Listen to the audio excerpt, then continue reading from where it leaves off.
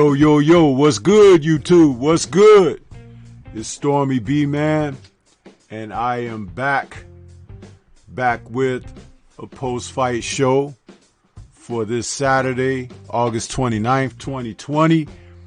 And we had a few matches out there today, and we're going to talk about it a little bit, review these fights as we come to another exciting weekend. Close as far as fights are concerned. It's, one of those things that, getting back into the mix with boxing, we look forward, to being able to get out here and discuss the sport, review the fights, talk about, what's wrong with it, what's right with it, and hopefully be able to come to some kind of conclusion, because it's one thing about boxing. It's like it doesn't always go the way you like. Sometimes you get what you like. Sometimes you get a lot of what you kind of throw your hands up, shrug your shoulders, But it is what it is with the sport. And we are here to talk about it all. You know what I mean? So, welcome as STORMYBMAN greets you. So salute to everybody that's out there listening. Don't forget to hit the like button as you come in, and leave some pleasantries as far as comments or, whatever it is you guys want to discuss about today's fights.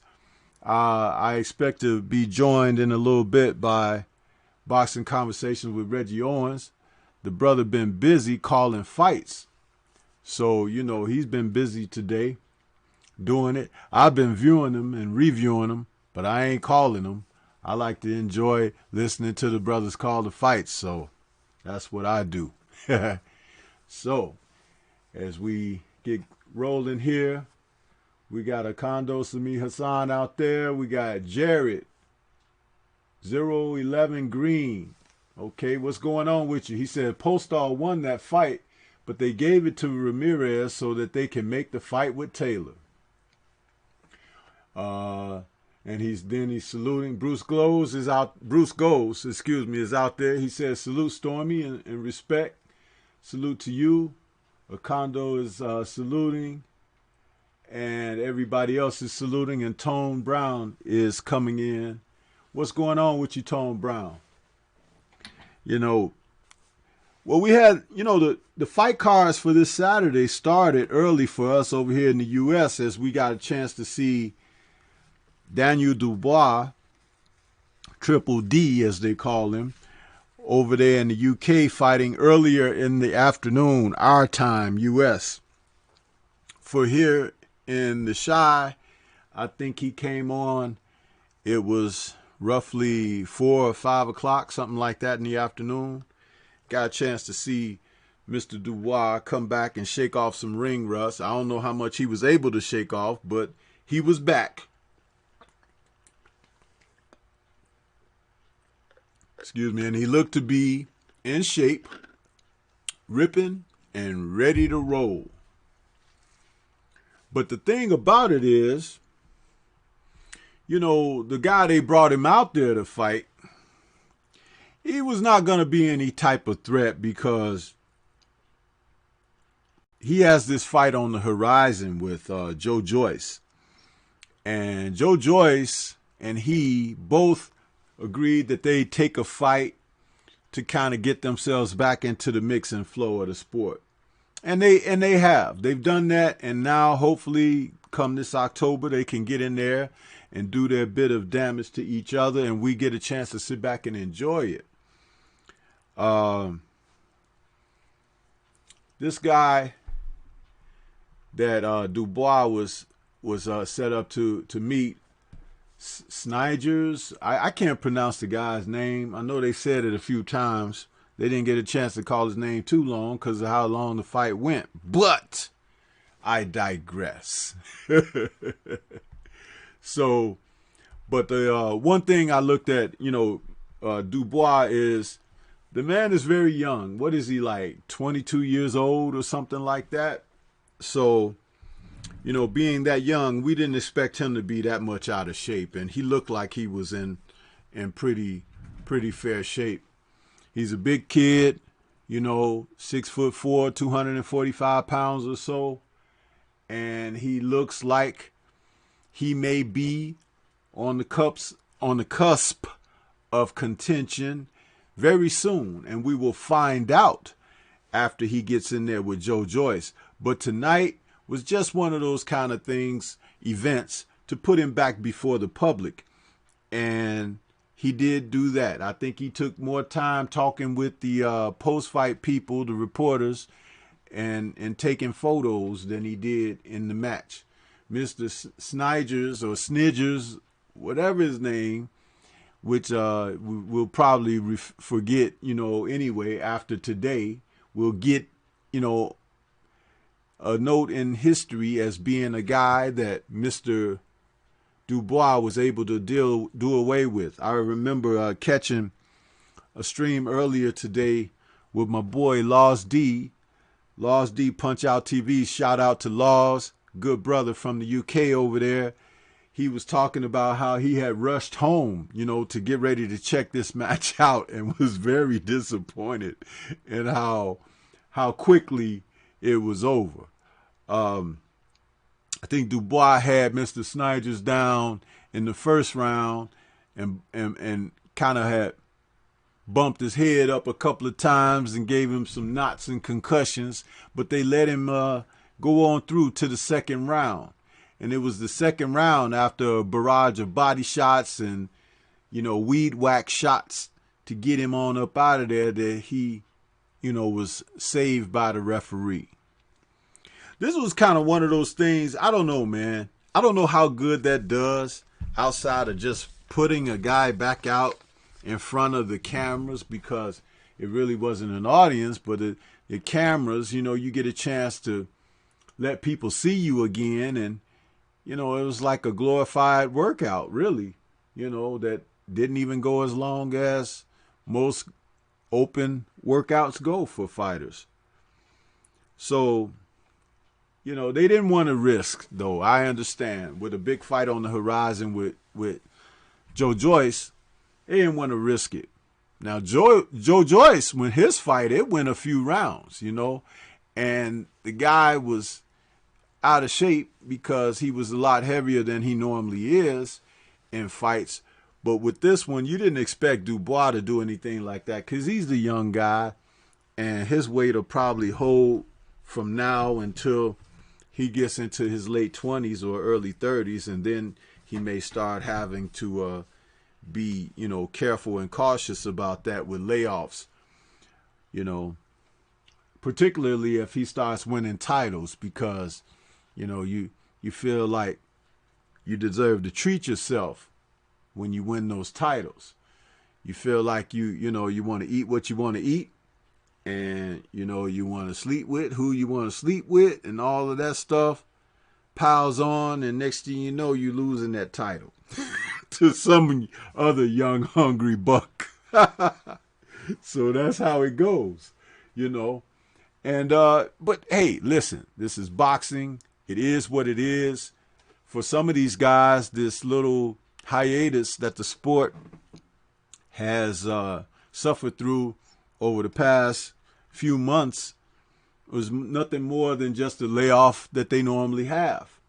Some others would like to disagree with that, because even if they're not getting matches, they like being in the gym, they like working out, they like being around the other fighters in the gym, and this social distancing thing has kind of like put a lid on that. So I do understand that aspect of the sport, and it's nice to just get these guys going again.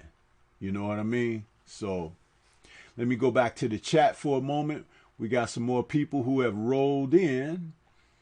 Let's see. We got Andrew Charles is out there. He says, salute Stormy B-Man in chat. Salute to you, Andrew. Tone Brown says, I thought Postal won, in my opinion. And they gave it to Ramirez because he is the A side. Yeah, we'll get to that in a moment. And let's Let's see. Jared Green is saying exactly at Tone Brown.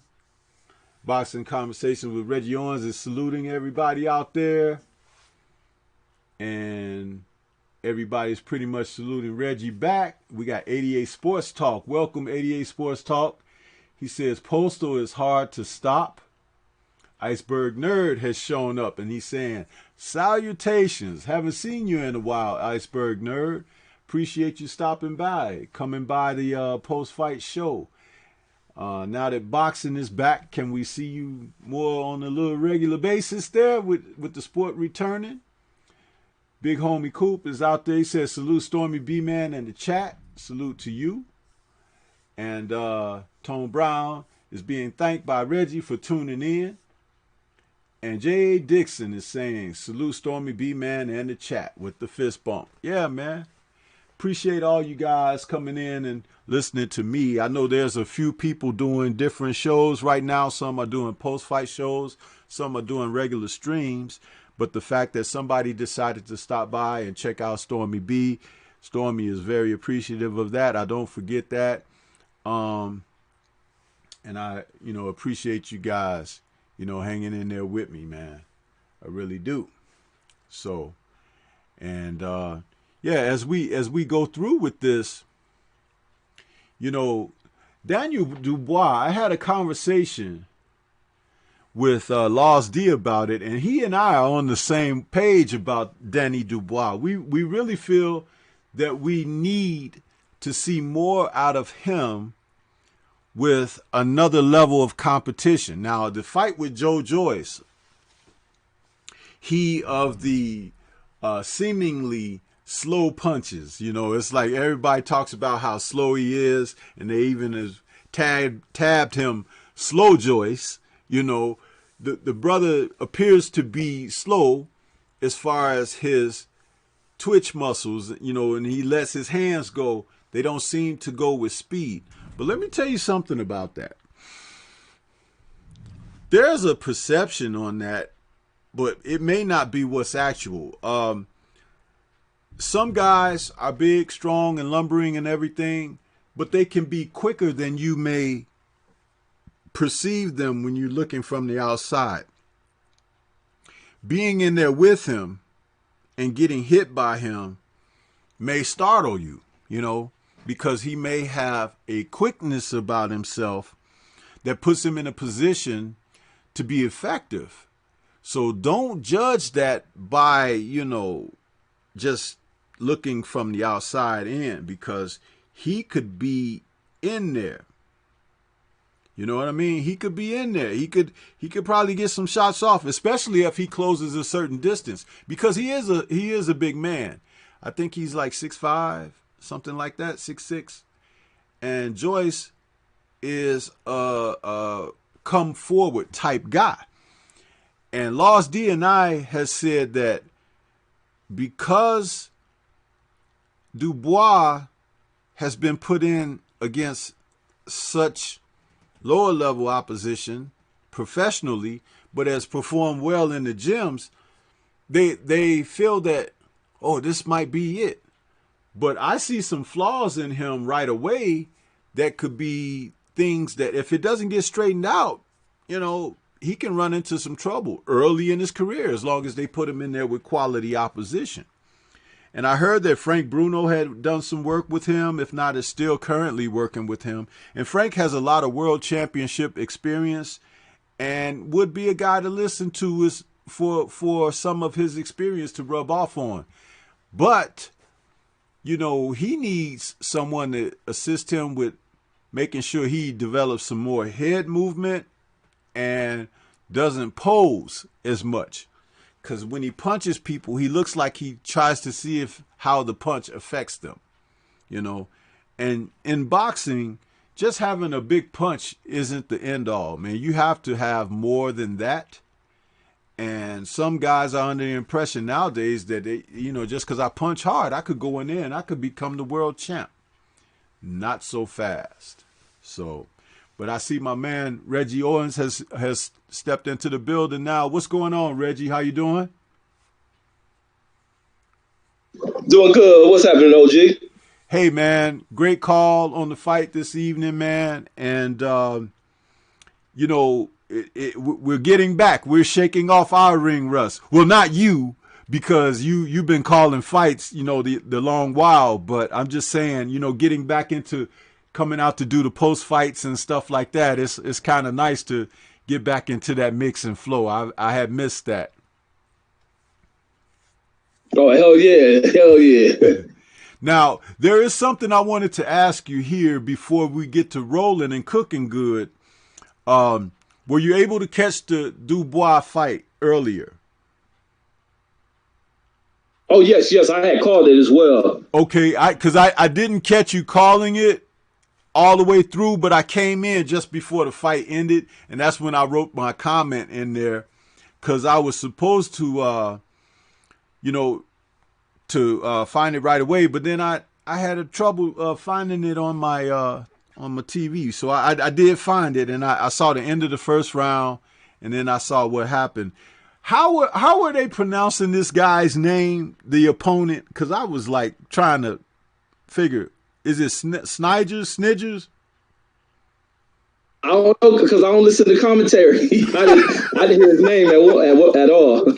Okay. Well, that's cool. That's cool. Anyway, I opened up talking about this a little bit, and I know that I wrote in your comments section while you was calling. I said, man, that was crap. You know what I mean?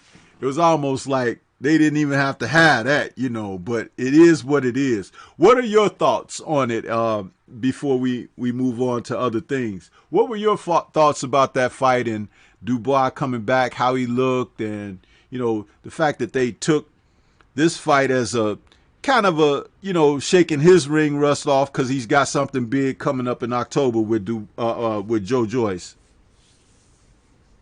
I thought they cheated him. I think Dubois was cheated in this fight. Even though he came in here and did what he was supposed to do against a lesser tier opponent, but he needed somebody that was going to give him a little bit of work, that was going to at least stand there to challenge him.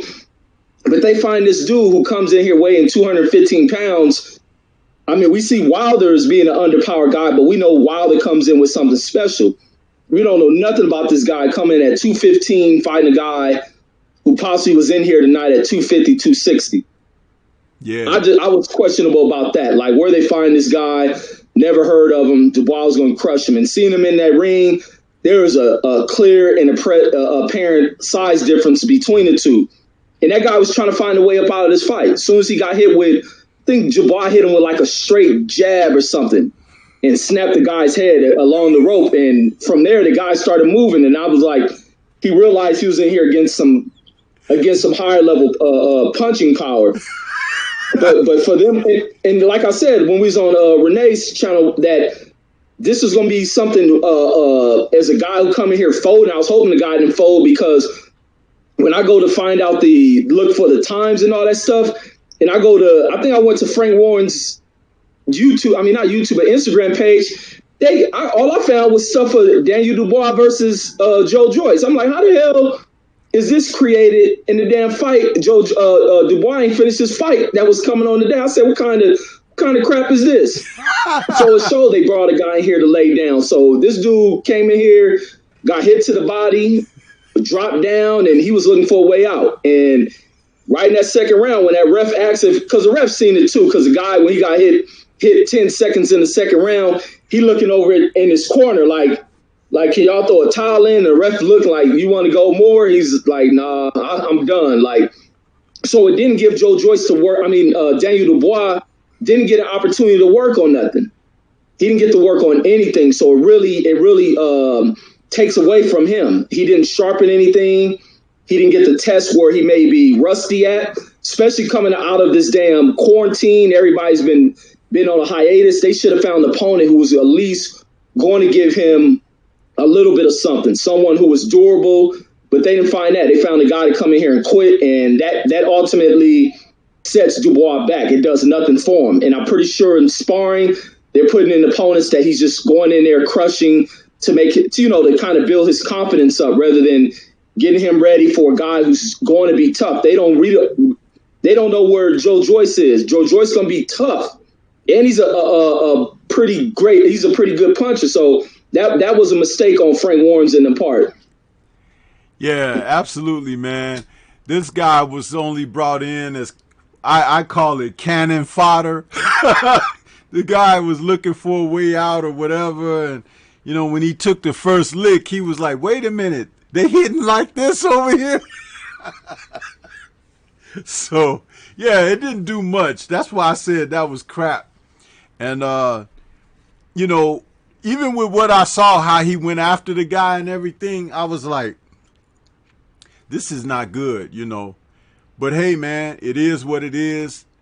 They got him on up out of there, and so at least we get to see he and Joyce coming up now in October. But it wasn't anything that they could have found one of the even, you know, better trial horse sparring partners or something, you know, to get in there. But this was not, you know, it was not a good display of boxing, especially for a fighter that's being showcased, because, you know, that guy just, he didn't belong in there, man. He didn't belong in there at all.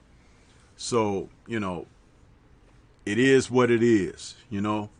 And now with the fight on the horizon with Joyce, it's going to be very interesting, because Joyce is going to be looking to capitalize. And I think that Dubois is going to be looking to try to make a statement, but he better be careful. It's not going to be as easy as some people may think, you know. But, yeah, and I saw they even brought Tyson Fury out. They had him out there in another one of those horribly designed designer suits. And he was out there, you know, talking crap and everything, sitting ringside. So they brought this character back out there. But we'll see what happens, man. We'll see what happens on the horizon. And, you know, we can look forward now and forget about that. Now, how about the Arasandi Lara fight with Vendetti? Did you get to see that one? Yeah, I was checking that one out, man. That was I'm glad Vendetti didn't come in here to lay down against Laura, but I thought Laura could have did a little bit more in this fight. I think he could have got more to see if he could have got the guy up out of there, but he didn't. But he fought a pretty good fight. He utilized his effective tools, being his height and range, and also his ability to get up out of there. He countered on a few of those shots, being Vendetti coming in there, ducking his head down to charge in there. But Vendetti didn't come in here to lay down, and that's what I liked, and that's the type of opponent I wish we got to see Dubois in there against. But I thought the problem with Lord not getting this guy out there, he'll buzz this guy with some shots, land the shots, and look at it. He's sitting there marveling over one punch and wouldn't continue on to try to get the guy up out of there. That was my only knock on Laura. But other than that, he fought a pretty good fight. He fought the type of fight he's supposed to fight, but I wish he would have led a little bit more in the action. He fought well on the inside as well, and at moments in the fight, he took off and fell asleep, and that's kind of that falling asleep and taking off is what cost him in that Jared Hurd fight. But against this opponent, he was able to do that, but hopefully that's not a tendency that's coming from Laura, and especially as he's getting up in age. And this is a tough-ass division, too. Yeah, it's one heck of a division. Probably the second best division in the sport, if not the first. I didn't get a chance to see his fight because I was still watching the fights on PBC. And it's like, I mean, not PBC, on, what was the other? ESPN. I'm sorry. Yeah, thank you for the correction.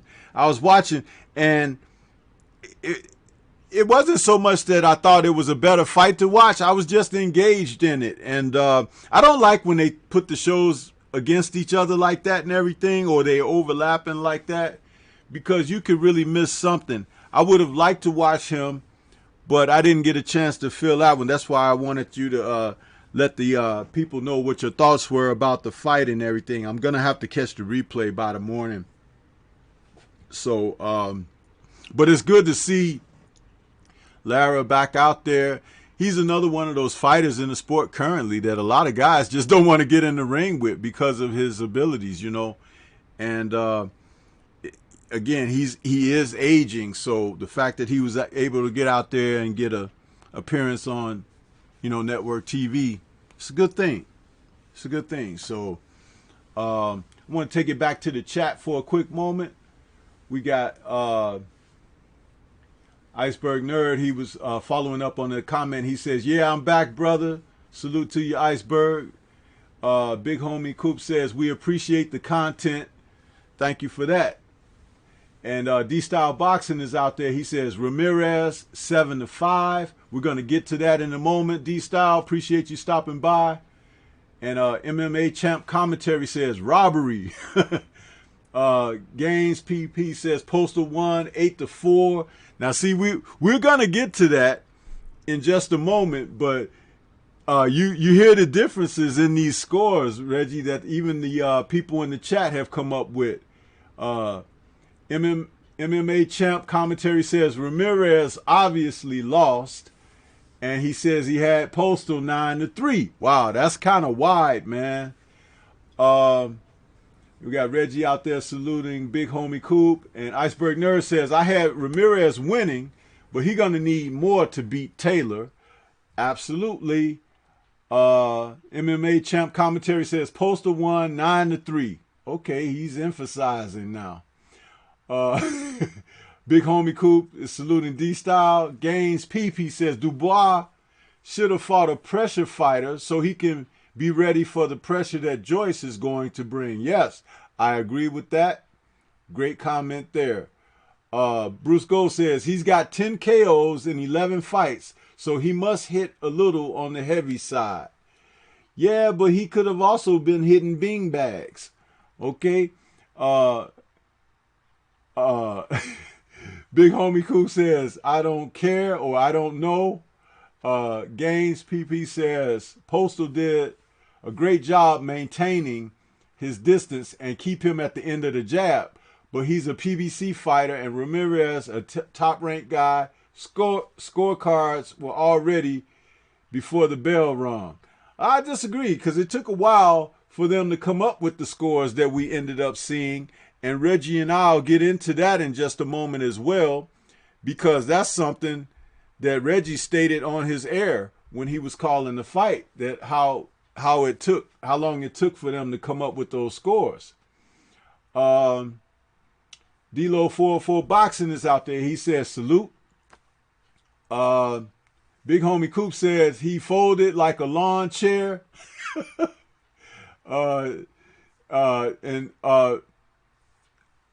I'm sorry, that was Big Homie Coop said that. D-Lo 404 says, "I picked Postal by a split decision, but I scored it 6-6. No complaints about the decision, though." D-Lo, you'll be interested to know that Stormy B-Man scored it similarly. He says, Dubois versus Joyce is right on time, in my opinion. Can't wait to see that one. I feel the same way. Andrew Charles says, Ramirez beat Postal fair and square, no robbery.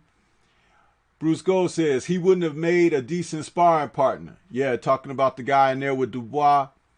And D-Lo 404 Boxing says, Dubois fight wasn't quite as bad as the fight Warren had Yard in after the Kovalev fight. That was criminal. Yeah, I agree with that. Bruce Gold says, Lara is getting older by the fight. Andrew Charles says, is Vendetti a former MMA fighter? Don't know.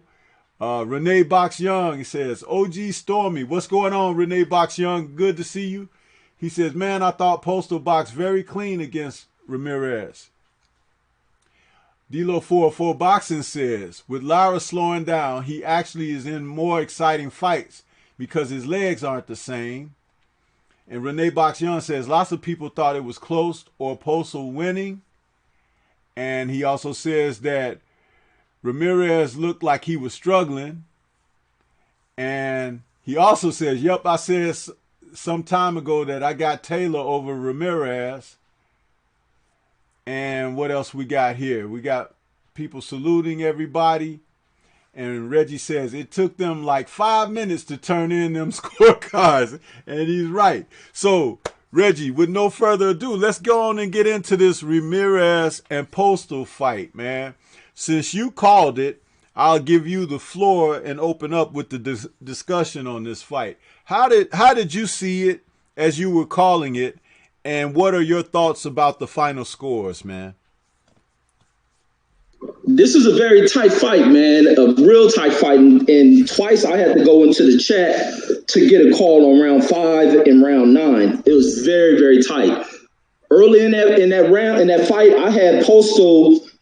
But I'm sorry, I'm on the wrong scorecard. But I did have 2 rounds where I had to go to the chat to see who won. No, I think maybe 3 times I had to go to the chat to ask who won what round. But early in the fight, from rounds 1 through 5, I had Postal winning 4 of those 5 rounds. And from the start of the fight, I was surprised to see Ramirez struggle to figure out how to get around Postal's jab. And Postal was just popping the hell out of him with that jab. Just snapping the jab up on him, running him right into those jabs, and really controlling the fight with just his left hand. He just used that jab, made sure he stepped back, stepped over to the left, stepped back over to the right, and just whipped that jab all throughout those 5 rounds.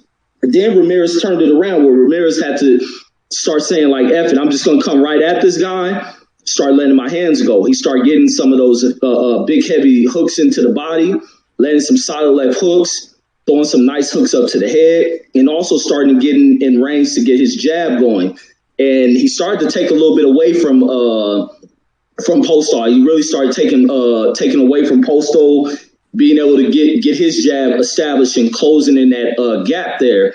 Postal began to decline a little bit in a few of those rounds. But he also rocked Postal. And I thought he would have been able to get Postal at least to the ground, but Postal recovered very well. So that showed me that Postal was in great condition with how fast his recovery was when he got hit with a solid, I think it was a solid left hand he hit Postal with. Postal got the stumbling across to the other side of the ring, but Postal maintained himself without even having to hold on to Ramirez. I thought he was going to lock up and hold Ramirez. He was able to get right up out of there, end up backing up back to the left side of the ring, running over there. And he got back to trying to go back to work. But from there, I had Ramirez pulling out the next, what was that, from round 6 all the way to round 10. I had Ramirez starting to close back in the gap and filling it back in, going up ahead. Then in round 11, I think I gave it to Postal, asking the chat once again. That was another round I asked the chat who they had. And also round 12, I asked who the chat had. Oh, no, I think I went with Ramirez in round 12, but some people had Postal win in the final round. So it was that close of a fight. I was not expecting this fight to be close.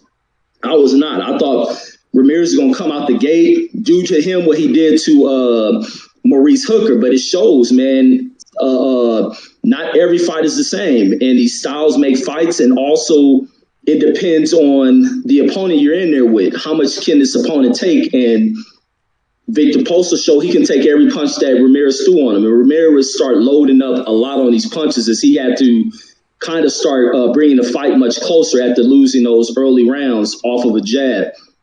He started throwing heavy shots. They had really no real effect except for that one left hand that landed on Postal. Other than that, Postal took every shot he gave, and Postal started working on the inside as well, which made some of these rounds early on in the fight, those were clear Postal rounds.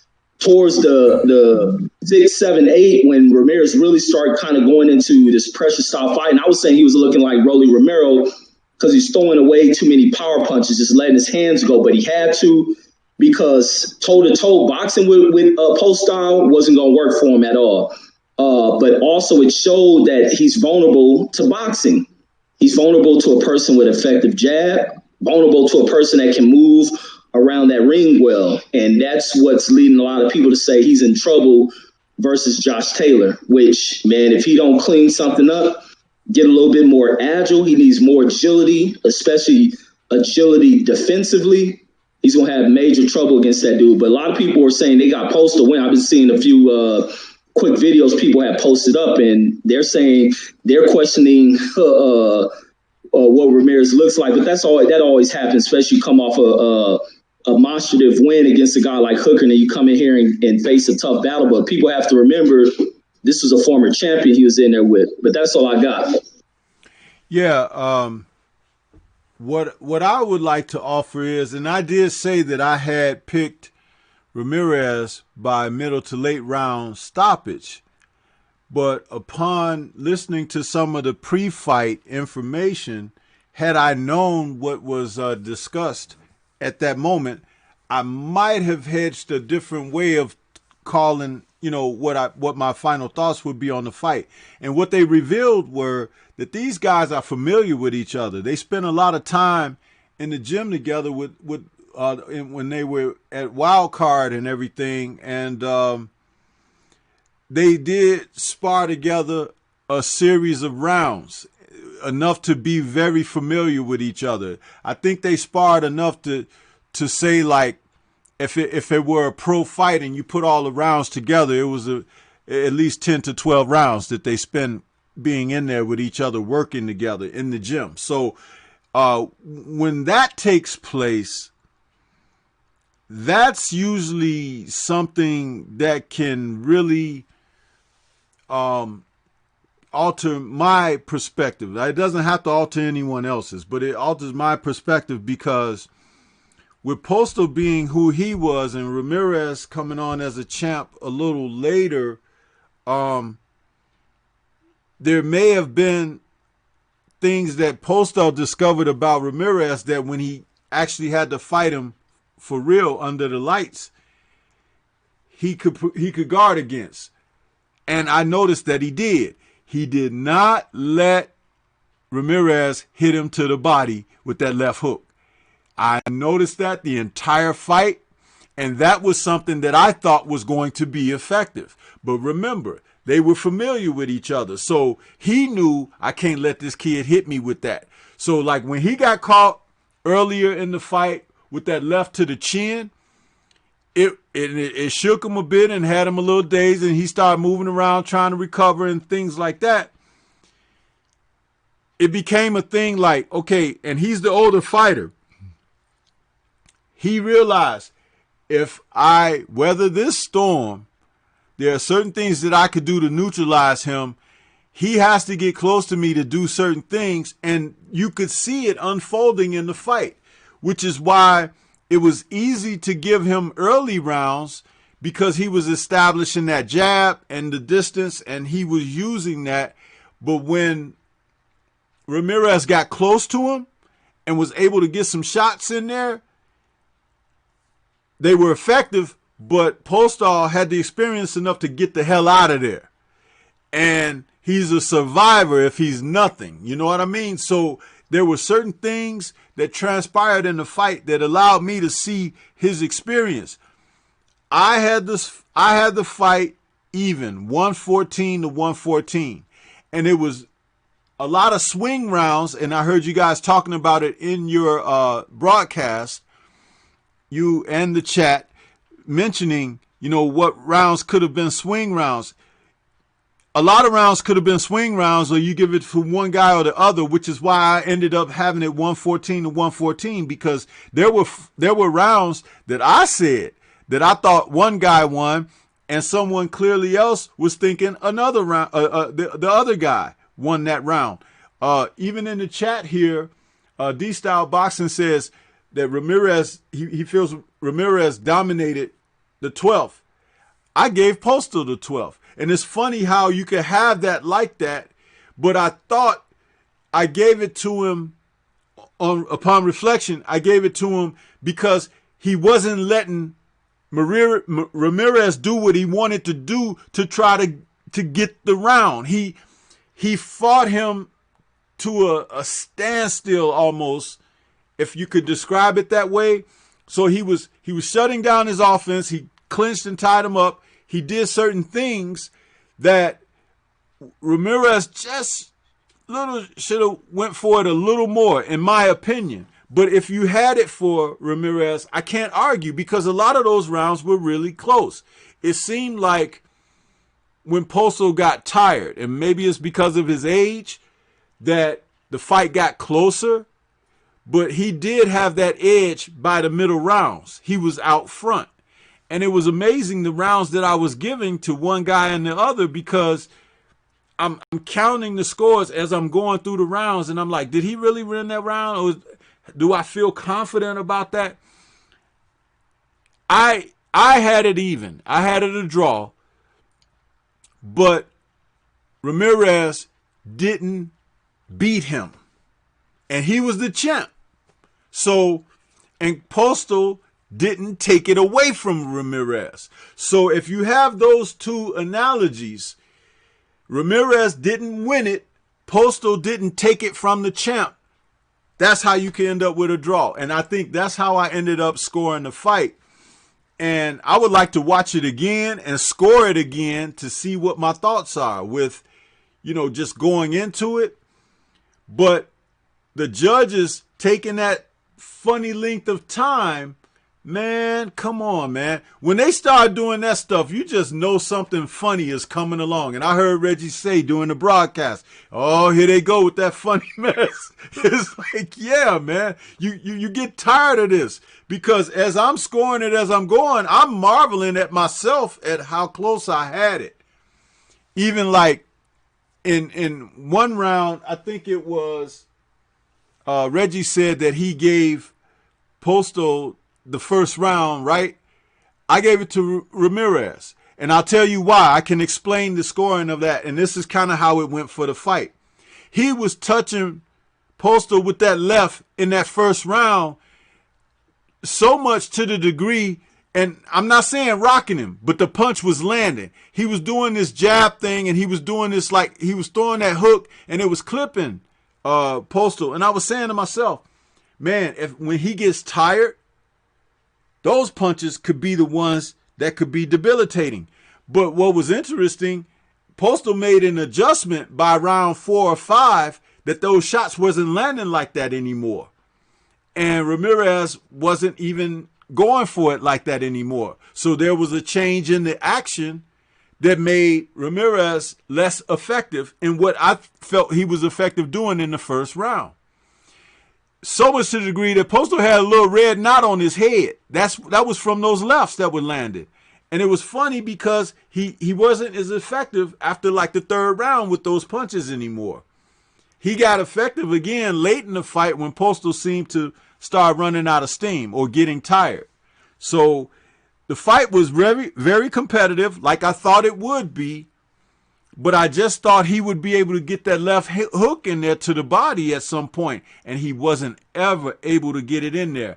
And had I known they were familiar with one another, it would have already been in my mind. That's not going to be something he can rely on because Postal is aware of it, and he would be guarding against it, which he really did do.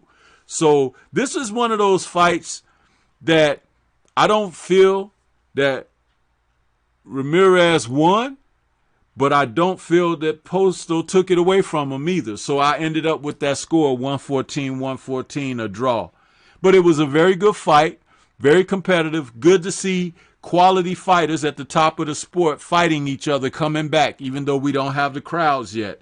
So I was happy. But you're kind of sad that, the outcome is what it is, because now it looks like that, going into a Josh Taylor fight, that Taylor may be favored. And Ramirez, like you said, if he doesn't clean some things up, he can lose those titles when he gets in there with Taylor. So that's what I have on that, Reggie. Yeah, absolutely, man. He got some things to work on going into this Taylor fight. And the one thing, like with his aggression, I don't think his aggression was all that damn effective. He was going in there, pressing the attack with post out moving, but throwing shots, he missed a lot of shots in there as well. He missed a lot of his shots, and it was just him trying too hard to deliver a shot because he felt that he was behind.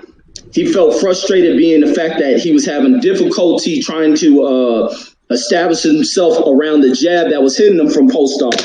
Postal's jab was a huge problem for Ramirez. So Ramirez, like, he's just going to press the attack. He felt that he was a stronger guy, which he seemed to be, and he threw a lot of shots. But on top of his shots being thrown, they were coming in a little bit too short because he was turning too crisp on the shot, trying to go tight and heavy on the shots. They just weren't getting there like that. But I can't score all that, especially when Postal was popping him with a jab as well, but he did close in some of that. But going in here against, again, and remember how we talked about emotions. I think a lot of emotions played a factor into some of what Ramirez was missing on. He was just trying way too hard. Going there against Josh Taylor, he's going to deal with them frustrated moments. He's going to have to stick to his plan. I'm not sure what Robert Garcia was saying in between the rounds because I kept the volume off for the whole fight. So I wish I would have turned it up to catch those moments to see what instructions Robert Garcia was giving him. But Josh Taylor, damn, that's gonna be a hell of a fight between those two. We'll have to see what adjustments Ramirez makes against him. But in here, he went against an experienced guy. Matter of fact, I ain't never seen Postal fight this damn good. Postal fought good in this fight, especially this level of opponent. I've never seen him fight this good. So that's a testament to Postal as well, and the the comparison when it comes to experience versus the experience levels that the two are at. So Ramirez can learn from this fight. Go in here, watch some tape on Taylor and see what he has to do. But Taylor is an all-around damn fighter. That kid can box you on the outside. He's rough on the inside. He can turn you around throughout fights. That's going to be a hard fight. And especially if Ramirez is having issues with guys who can pose lateral movement, he's going to really deal with it with this dude because Taylor can move around that ring. He's much younger than Postal as well. So we got to see what happens. And you just can't rely on throwing these heavy shots, looking for a knockout if they don't deliver the knockout. And they not delivering that many punches that are hurting the opponent, because he didn't really hurt Postal that much in his fight. He really clearly hurt him that one time with that left hand that sent him kind of staggering across the ring. But other than that, he took shots well in this one. But I was surprised to see Postal look this good. Yeah, absolutely, man. And I'm just glad that we got a quality fight like this. When fights take place like this, and like I ended up with that score as a draw, right? But these are the kind of fights where the guys can fight more than one time. You know, it's like you really don't know when a fight is this close how good someone really is, and then let them rematch and face each other again or whatever. I know Ramirez is going to move on. And say if he beats Taylor or if Taylor beats him, Postal should get a rematch against the winner of the fight. And then if Postal defeats the person, then the loser of that fight should get a rematch with Postal. So that's how I see it. I want to go back to the chat a moment. D-Style says it was close, so was Taylor Postal fight. Yeah.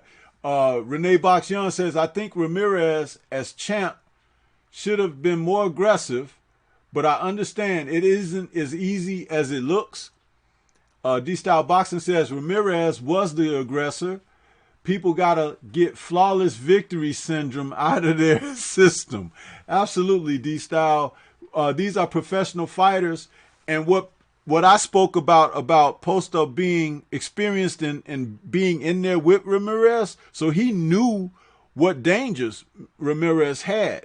And even though Ramirez may have even gotten better, I stated this in a stream last night when I said, when a fighter does something well, he's not gonna do it better. He's gonna get experience with it. He can make that his thing, but it's the things that he doesn't do well that if he doesn't shore up, that'll be what's contingent upon him winning and losing or winning on a consistent basis. Someone can take advantage of what the flaws are.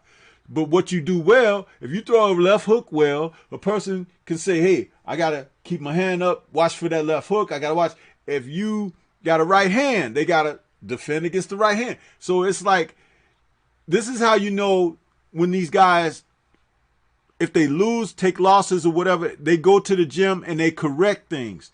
Postal, you could tell from his losses that he got better here.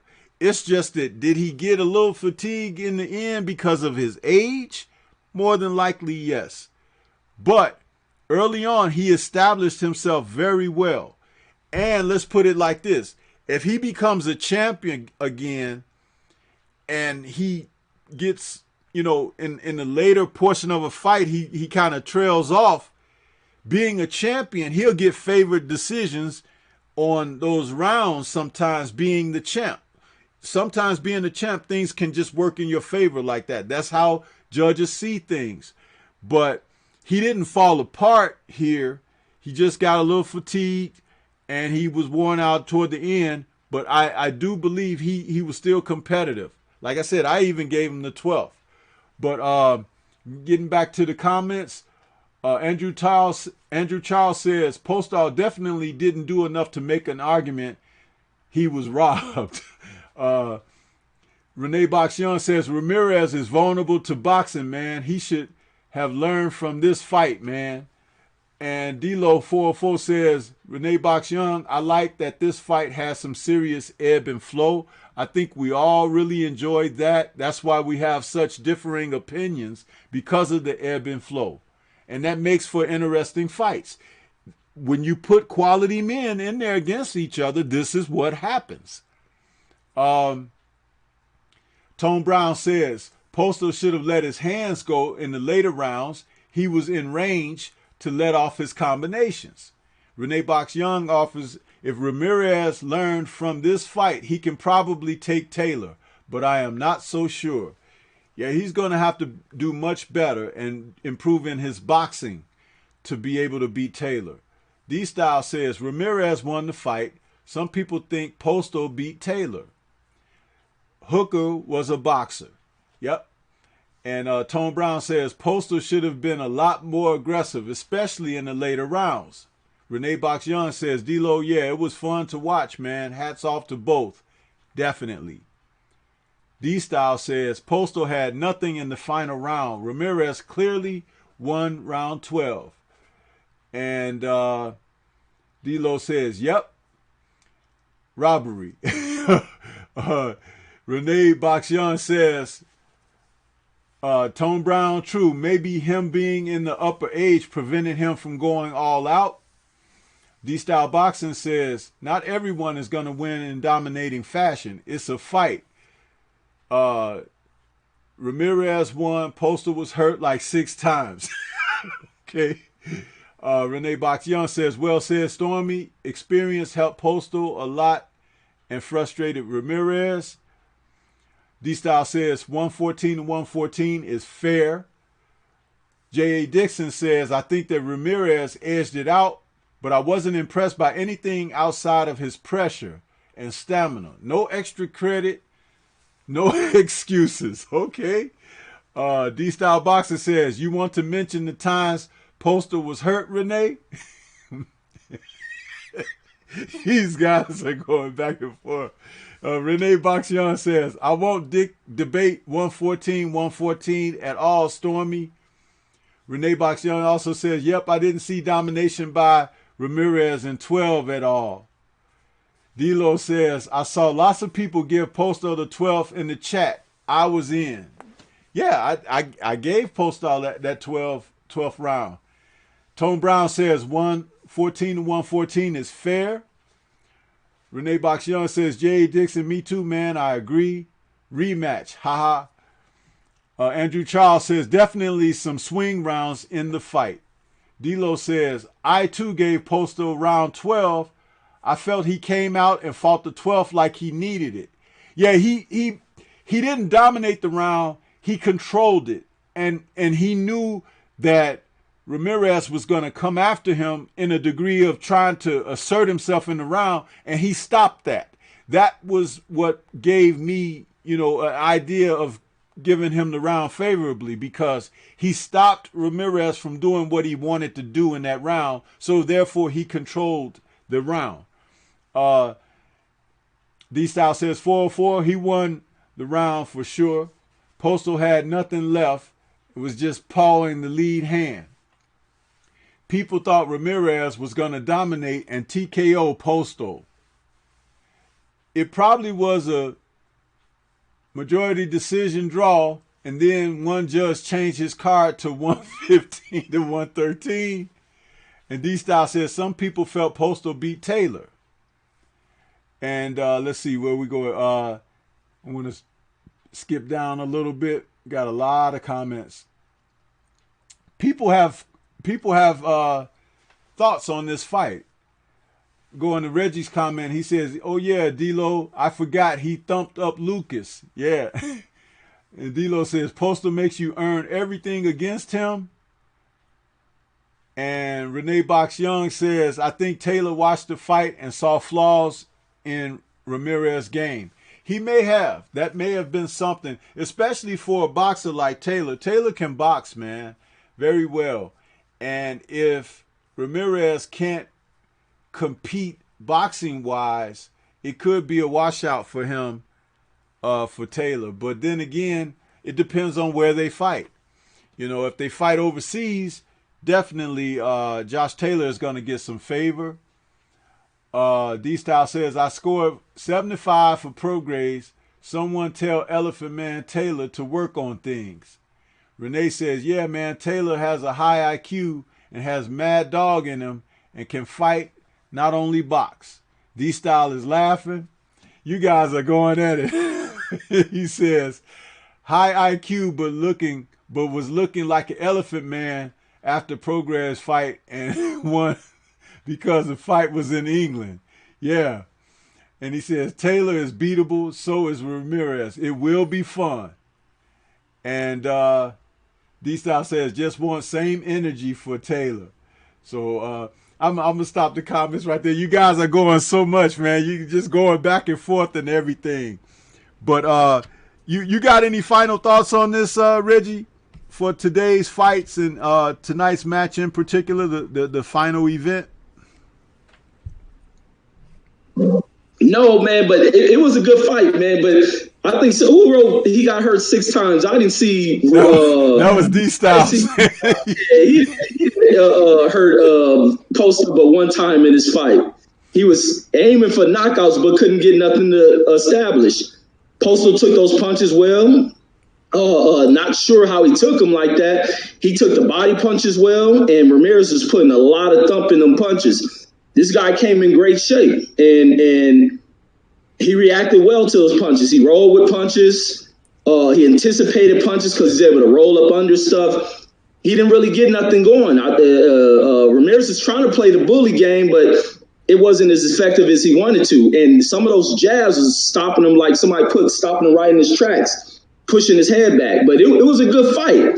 But it was a very, very tight, competitive fight. And me, for my expectations, I didn't think it was going to be this tight. I thought Ramirez was going to be more effective. I thought Ramirez's boxing would have been more effective, but it wasn't. So he had to transition to kind of being the aggressor in this fight. And it was more of Postal wanting to fight an outside fight, and he had to move around. Utilizing the bike ain't a bad thing. Like you had the one show about the effectiveness of using your bike. And he utilized that well, being his strength is to fight on the outside. So you got to move around to maintain it. And he even felt comfortable at times to fight on the inside against Ramirez. And I think that caught Ramirez off guard a little bit. But it was a competitive fight. And most people are up in arms about this decision. Some people seen it the other way, man. It's a very tight fight. Just like I said, I got to go back and watch the Pursoon versus Taylor fight because people are saying Taylor fought a good fight. When I watched that fight, I thought Pursoon beat Taylor even more than she did in that first fight they had. So I got to watch that one. But it just shows how people view what they're looking at when it comes to boxing differs from one another.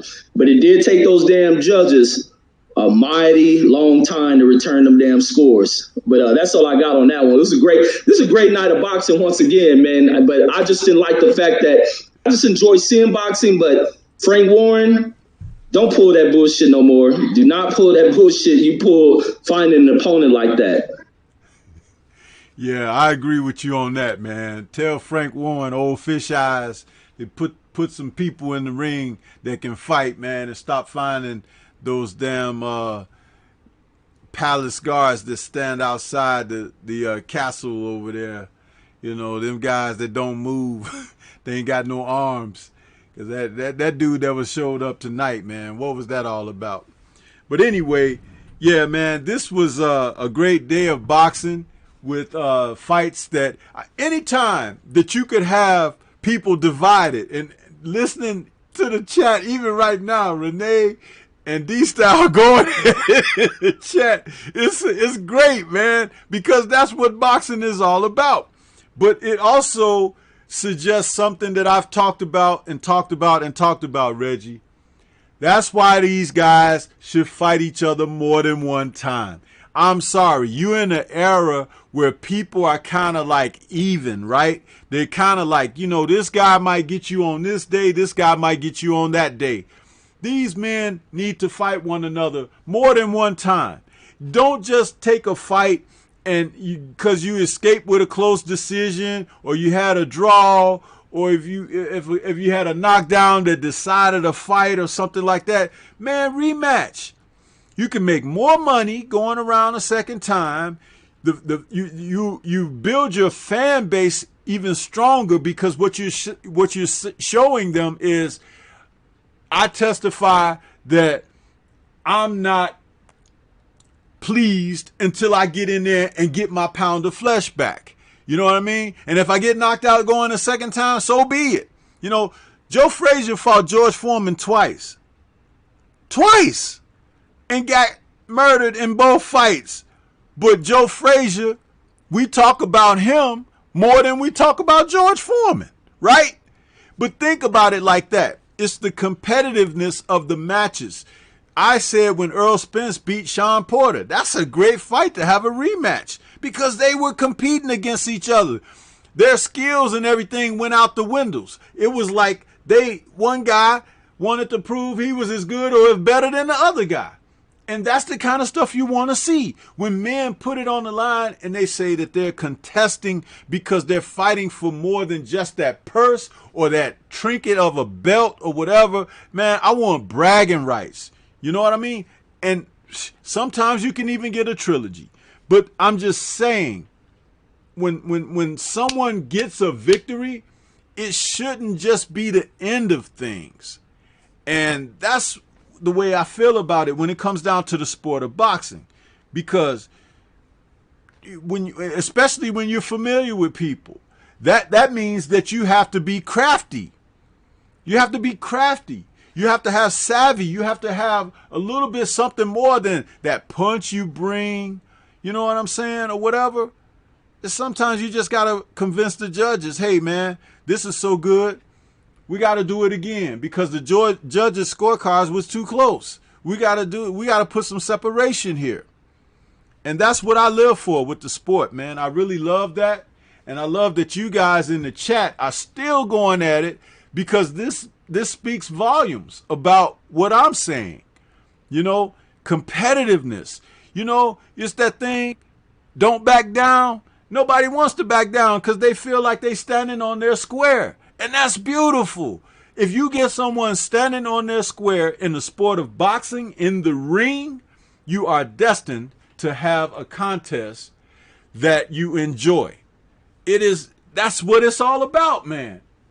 Reggie says the chat is on fire. Yes, it is. I'm looking at these comments, man. These guys are like really rolling on this. And that's great stuff. You know what? You've had that energy pent up for the past 4 or 5 months, man, and you want to let it loose because you want boxing to be back, and it is, and you want it to be competitive. There's nothing wrong with wanting that.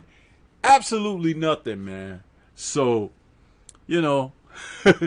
that's what I got to say about that, man. That's what I got to say.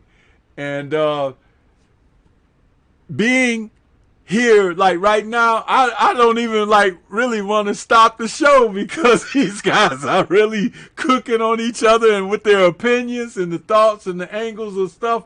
But I love it, man. I love it. Any last words, Reggie? What you got, man?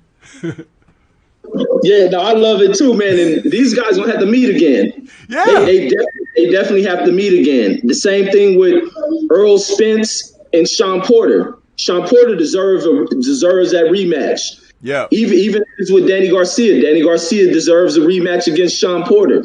The rematch is kind of can we say a lost art? I guess that's the word. I don't think that's the right word, but it's a lost part of the game. And I said Pacquiao was the last guy who made the what is that? What they call the 4-time meeting someone, but to rematch someone over and over again and constantly putting out classic bouts because the matchup between these two fighters is so great. They understand each other and they battle to outwill the other guy, and that's what adds to the greatness of these duels between two opponents and two opponents that has styles that are effective on both ends. So POSTOL definitely has to meet up again. I didn't see the POSTOL Taylor, but what D-Style was saying, that was competitive.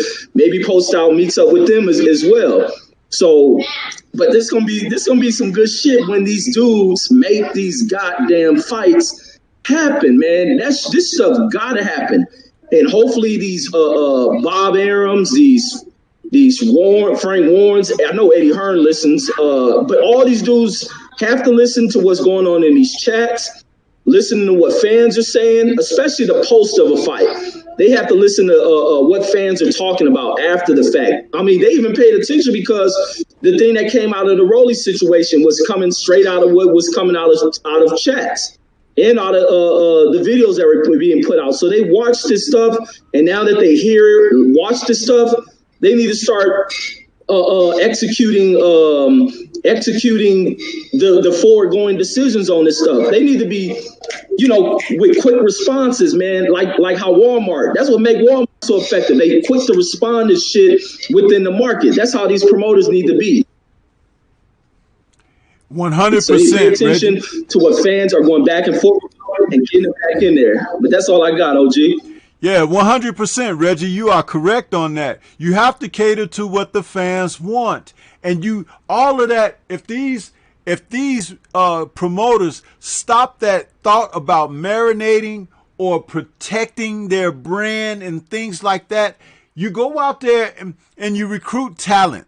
Okay, that's where you want to begin. Begin with some damn talent, and then you put these guys in the fights that people want to see. And when you have a fight like tonight's fight, there is nothing wrong with running it back. You give these men bonus incentives and let them know you performed at such an optimum, the people want to see it again. It was close. Do you guys want to do this? I'll give you X, Y, Z. And I give you XYZ, let's do it. And these guys will do it because that's what they're in the sport for, to make the money and everything.